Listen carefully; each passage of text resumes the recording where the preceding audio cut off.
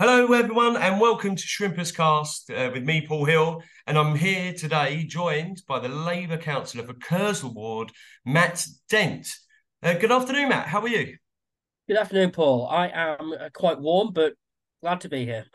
Oh, it is a warm one, isn't it? And thank you very much for taking time out of your day to be with us, especially on a Sunday. And I know it's hot. I've taken you away from the glorious weather we're enjoying in Southend at the moment.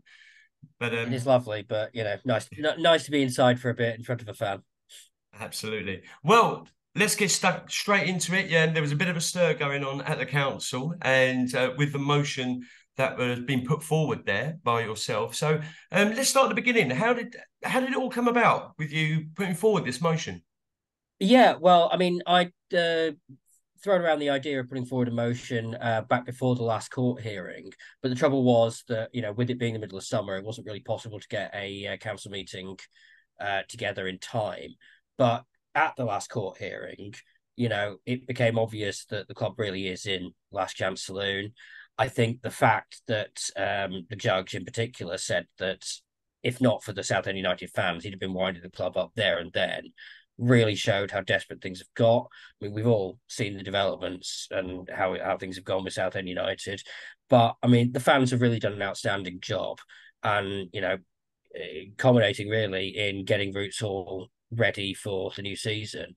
And I just felt that given the obvious passion and dedication from the fans, it was incumbent on the council to really stand with them, stand with the club, and make sure that, 117 years of football at Southend United in this city doesn't end here and now. 100%. Excellent. Well, and on behalf of of all Southend fans, thank you for putting forward that motion at the Thursday evening's council meeting there.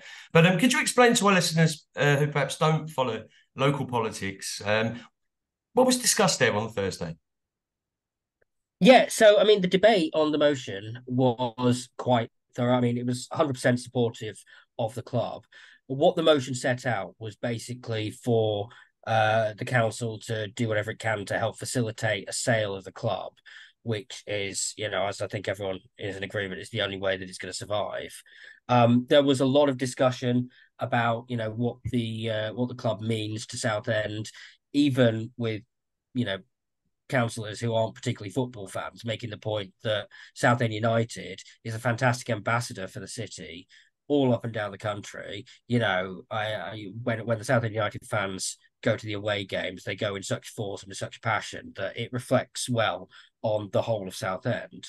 There was a bit of discussion about what directly the council can do, and culminated in an amendment to the motion which was passed, which basically said that if it looks like direct investment from the council is what's going to, make the difference in getting a sale over the line, then we'll have another special meeting of the council to discuss that in detail and take it properly through the governance systems.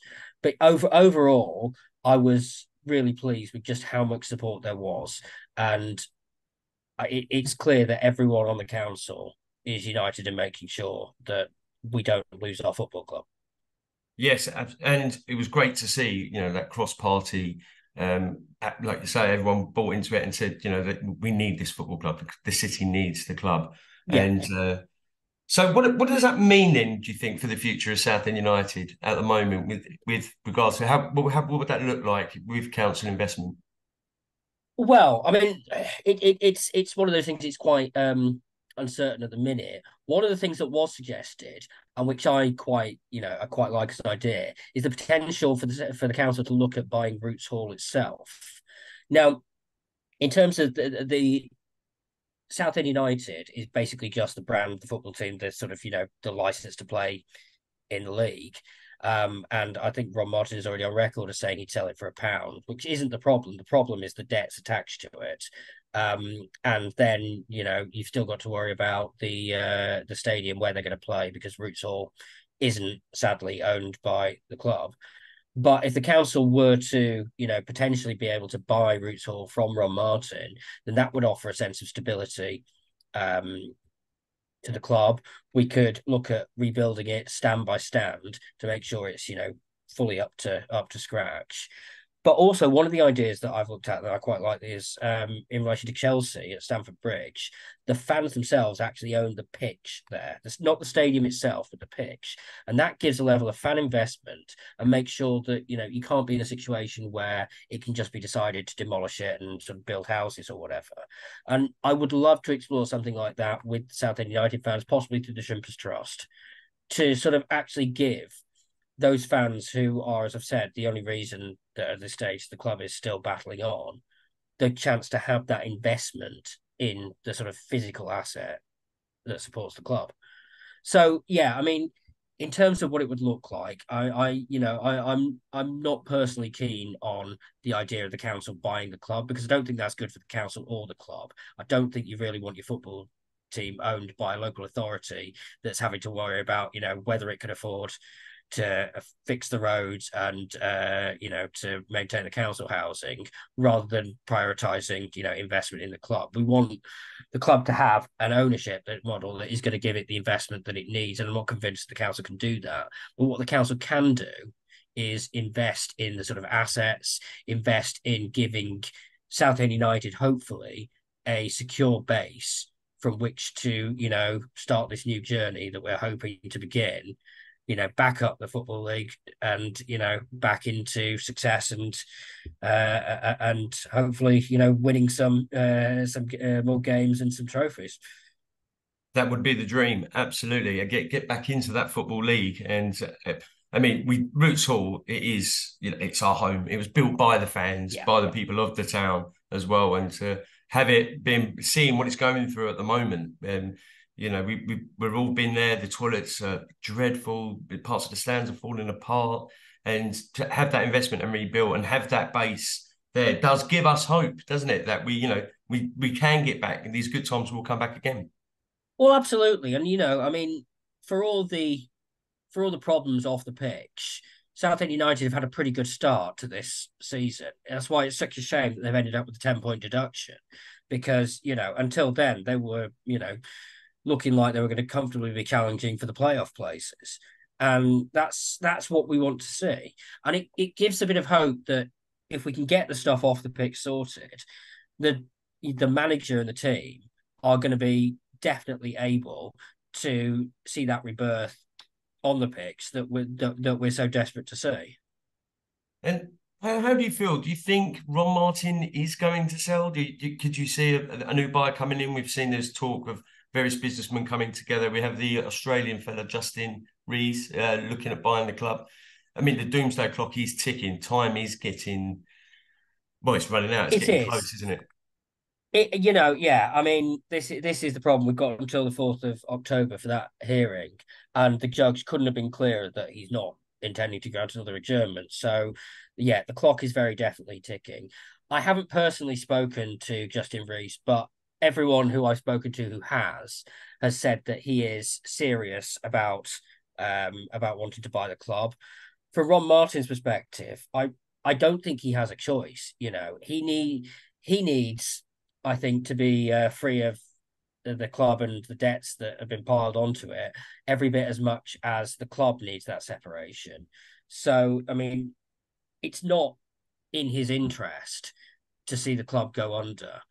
And I haven't spoken to him in a long while, but I certainly hope that and I'm sure that he has been watching, the views of the fans, and with the council meeting on Thursday, the clear expression was that we need to save the football club, and that if we don't manage to do that, everything else that he's invested in alongside it is basically moot. Yeah, and yeah, absolutely. And yeah, we do need that club. We need that base, and we've had our local MPs have been bringing the club and its position Yep. into Parliament, and of course, what's been going on in the council now as well has brought us to the forefront of the news because we do have, unfortunately, this has happened time and time again. We've seen it with Berry, for example, with what happened, and we don't want to be going down that road at all. So we need to save this club, don't we? We do, and you're absolutely right with clubs such as Bury. one of our councillors who seconded the motion is actually a Leyton Orient fan, and she was reflecting on her experiences with Leyton Orient being in a very similar position not too long ago. Ultimately, I think this country does need to look at how football club ownership is regulated, how it works, because when this happens to these clubs, the people who lose out are the fans and the supporters who, for whom they go every week to watch their team, and then through no fault of their own, through finances and stuff off the pitch, suddenly they lost their club. And I think there's been a lot of talk about it, but what's needed in that is action. And I've got to commend the efforts of Anna Firth as the MP for bringing attention to this, organising the meetings in Parliament, and even the leader of the council, Tony Cox. I know that he's been working behind the scenes trying to sort out a deal. He's been talking to Rob Martin, to Justin Rees, trying to get this through. And it in the end, it's nothing to do with party politics, because everyone of every political colour knows how important Southend United is, and that we can't face as a new city losing a football club which has been here for over a century. Yeah, absolutely, 100%, 100%. And it's commendable what everyone is doing, like you say, cross parties, and Yeah, seeing the leader being active as well, the council, and bringing it forward and doing what they can to get this over the line. The worry is that we are going to get closer and closer to that 4th of yeah, October, and we're hearing very little from the football club about how things are yeah. progressing, or is there going to be a sale? And so how long do you think the council have to leave it before your hand is forced? Are we talking, what, a week, maybe I, 8 to 9 I, days? I, I think honestly well, there is only a matter of weeks left. And I mean, if you look at the time we've got until the 4th of October, you're talking what, 3 weeks?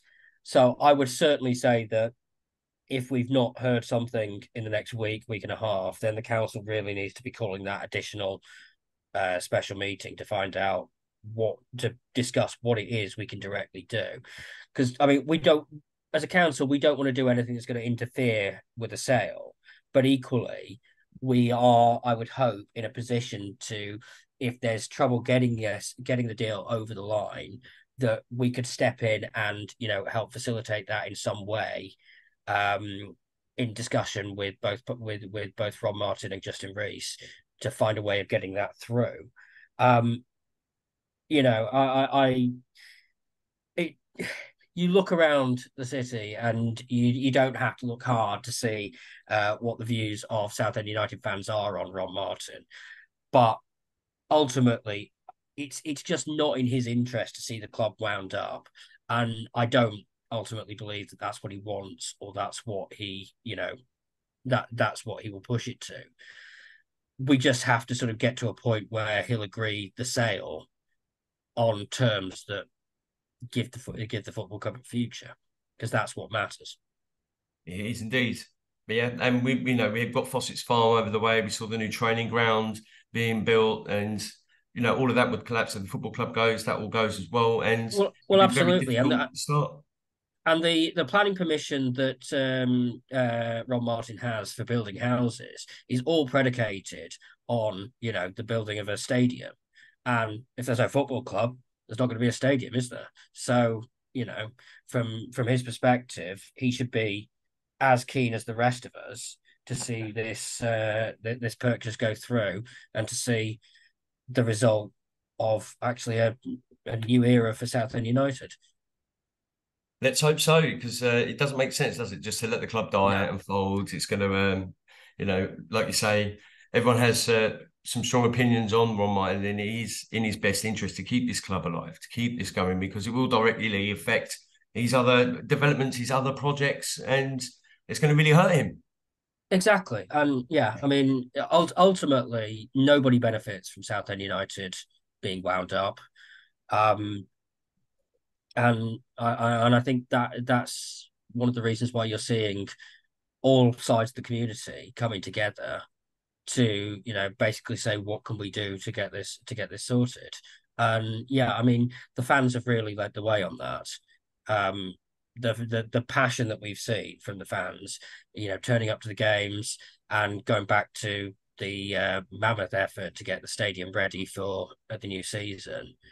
I just, my thoughts as a local councillor is that how can I sort of, not do everything I can to try and make sure that this goes through when the fans are all working so hard themselves to make sure that their club survives. And this is me. I'm a lifelong Liverpool fan, but there's something about your local football team that it goes beyond just sort of the your maybe direct football allegiances, that it's part of the fabric of the city. As you drive into Southend, you drive past Roots Hall, and that's one of the landmarks that makes us stand out.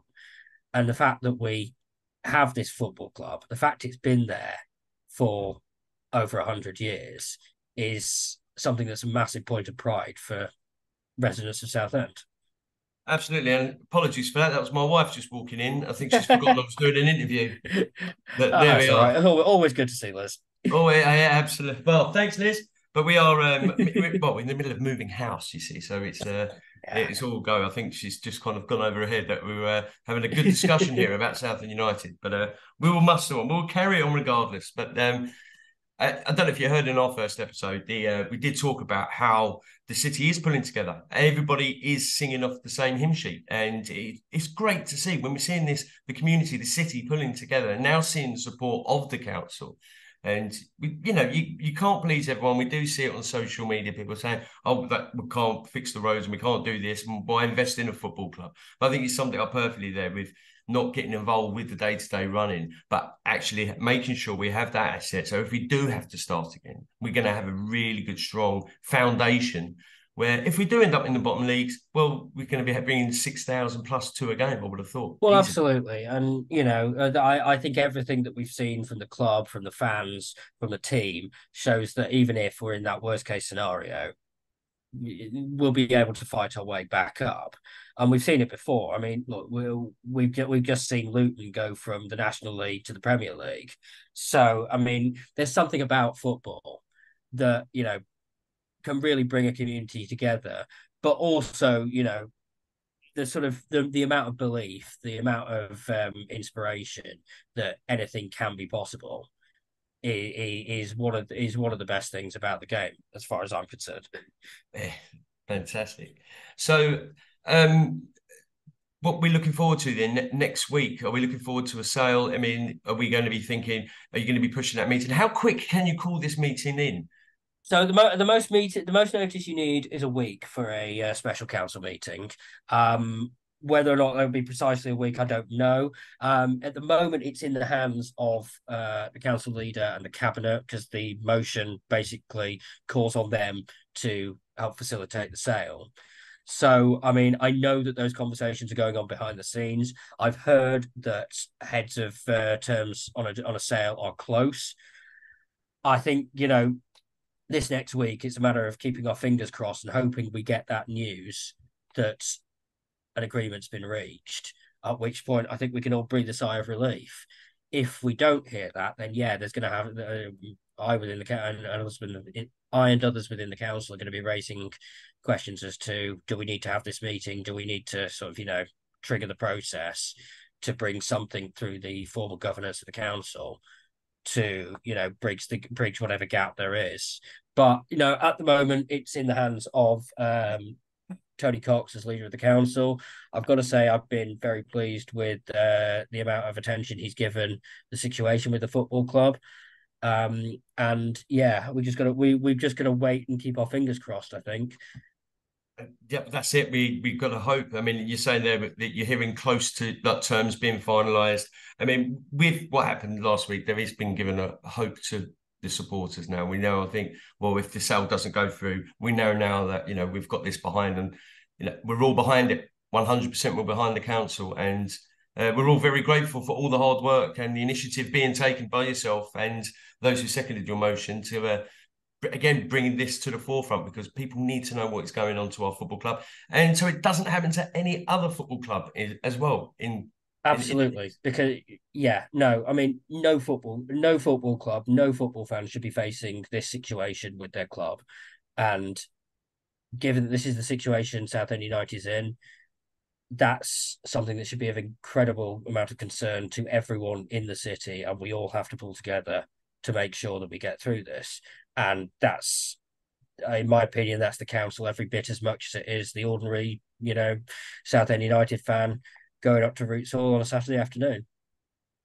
And will you be going before the 4th of October? Are you going to try and get to a game or? I'm going to try to. Now, the interesting thing is, I am a bit of a good luck charm for Southend United because the times that I've been there have been when I've been taking my dad, who's a Scunthorpe United fan, to see Scunthorpe play away at Southend, and every single time we've gone, Southend have won. So, I'm hoping to make my way there and hope that my good luck charm status for Southend United holds when I'm in the home stand and not just the away stand. Well, let's hope that good luck charm continues, Matt, because you seem to be doing all the right things for us, fighting the cause, and hopefully we'll either get this sale over, or we will still have, we will still have roots, or we will still have a future. And it's all down to the hard work of yourselves and those at the council that are keeping this dream alive for us. So thank you very much and for and every bit as much the fans as well. Look, I mean, ultimately the council is just a reflection of the people it represents, and I do very strongly feel that all of the praise for the hope that we got for Southend United should go to the fans. yeah, incredible support, and the Shrimpers Trust as well. The hard work, Yeah, the relentless work they've been doing, and to ensure our safety. Membership I've seen is now going through the roof. There was even talk of buy a brick if we had to. There's also that yeah, option. There is that support there to help in any way that we can to get this this new future of Southend United secured. yeah, definitely. And that's what we need. We need everyone pulling together, and it's you know it gives a lot of hope that we seem to have everybody singing, as you said, for the same hymn sheet. Yeah. Well, Matt, just want to say thank you very much for your time today. I know you've given up your Sunday afternoon to join us here, and it's much appreciated. And we look forward to some positive news next week. Yeah, That if we keep do fingers see that crossed. council meeting be forced, would you come back on and update us further on this? Absolutely. I'm always happy to come back and talk to you, Paul. And thank you very much for inviting me.